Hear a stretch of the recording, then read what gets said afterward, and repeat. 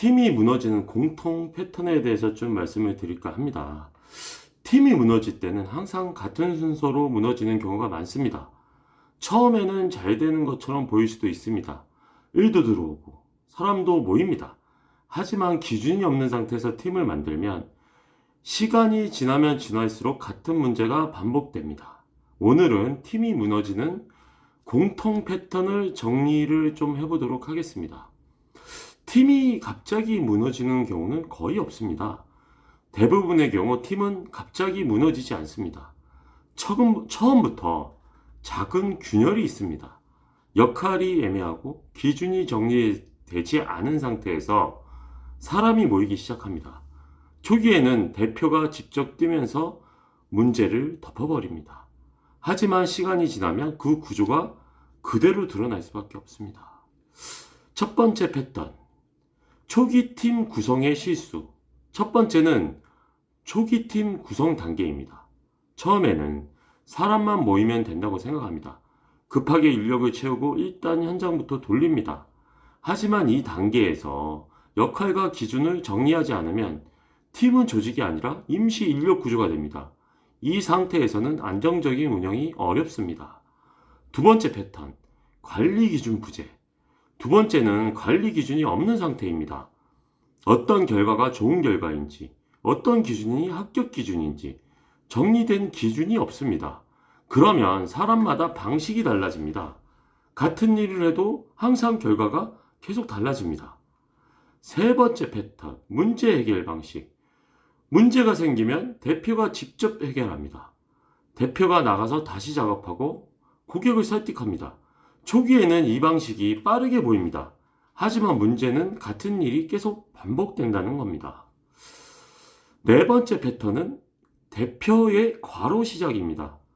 문제가 반복되면 대표가 더 많이 움직입니다. 일정 관리, 현장 관리, 클레임 대응까지 모든 것을 대표가 직접 처리합니다. 이 단계에서 대표 체력이 먼저 무너집니다.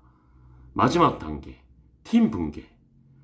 대표가 지치기 시작하면 팀 전체가 흔들립니다. 일정이 밀리고 기준이 흐려지고 갈등이 생깁니다. 결국 사람이 떠나기 시작합니다. 많은 팀이 지금 말씀드린 이 순서대로 무너집니다. 그러면 팀이 안정되는 구조는 어떨까요? 반대로 팀이 안정되는 구조는 비교적 단순합니다. 역할이 명확하고 기준이 정리되어 있고 대표가 모든 일을 하지 않는 구조입니다. 사람이 아니라 시스템으로 운영되는 상태입니다. 예. 이 팀이 제가 이 전 영상에도 한번 말씀드렸는데 팀이 진짜 중요합니다.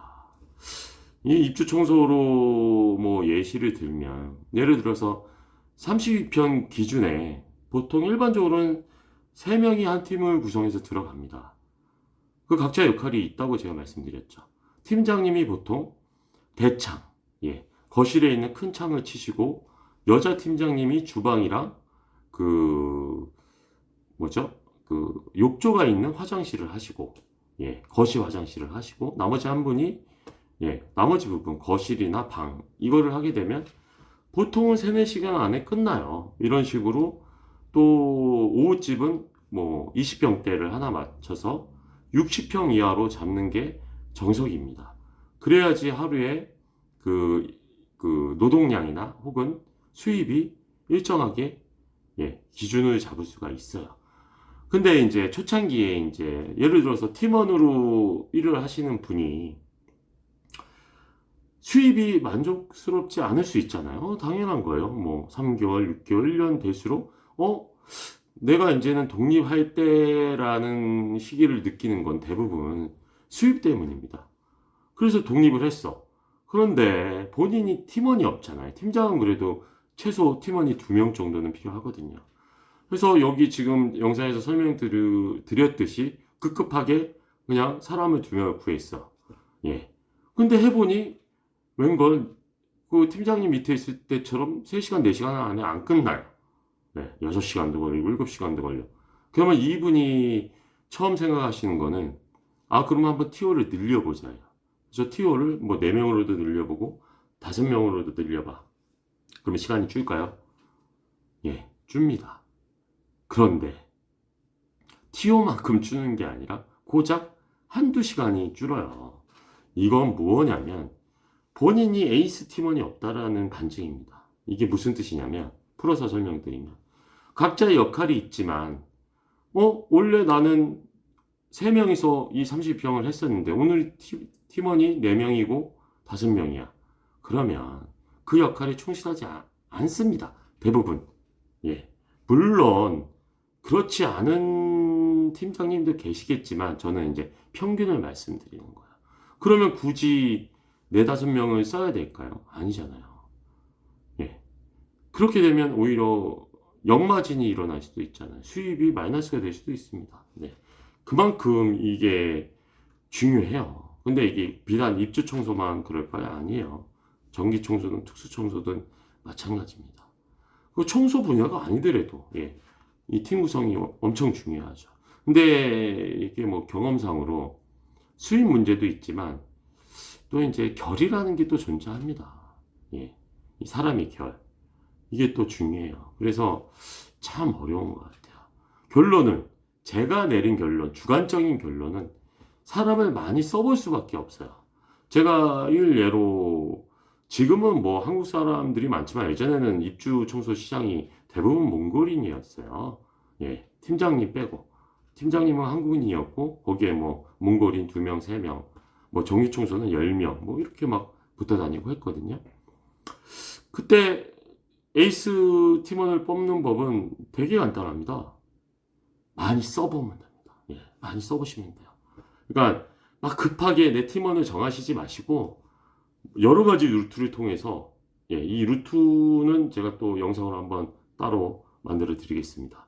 이 직원 구하는 루트는 생각보다 많아요. 그래서 여러 명을 써보면 그 청소 실력이나 결이 맞는 사람을 찾을 수가 있습니다. 이거는 뭐 입주 청소, 특수 청소, 전기 청소 다 마찬가지입니다.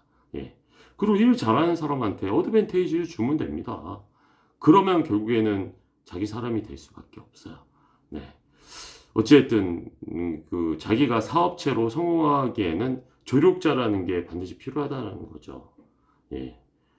그 조력자를 통해서 시스템화하고 시스템화를 통해서 사업을 확장할 수 있다라는 거죠. 이 3가지가 갖춰지지 않으면 확장은 힘듭니다. 1인 사업자, 프리랜서로 갈 수밖에 없어요. 어쨌든 정리를 해드리면 팀이 무너질 때는 항상 같은 순서가 있습니다. 초기, 지금 방금 말씀드렸죠. 초기 구성 실수, 또 2번째는 기준 부재, 그리고 3번째는 대표의 과로. 이 3가지가 겹치면 절대로 팀은 오래 유지될 수가 없습니다.